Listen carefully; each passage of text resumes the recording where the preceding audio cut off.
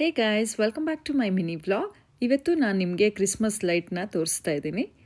Christmas ಹಾಗೆ new year ಟೈಮಲ್ಲಿ ಈ ರೀತಿ ತುಂಬ ಮನೆಗಳ ಮುಂದೆ ಲೈಟಿಂಗ್ಸ್ನ ಅರೇಂಜ್ ಮಾಡಿರ್ತಾರೆ. ಕೆಲವು ಮನೇಲಿ ಕಡಿಮೆ ಇರುತ್ತೆ, ಕೆಲವು ಮನೇಲಿ ಜಾಸ್ತಿ ಇರುತ್ತೆ. ಇಲ್ಲಿ ನಾನು ನಿಮಗೆ ತೋರಿಸ್ತಾ ಇರೋ ಮನೇಲಿ ಎಷ್ಟು ರಿಚ್ ಆಗಿ ಲೈಟಿಂಗ್ ಮಾಡಿದ್ದಾರೆ ನೋಡಿ.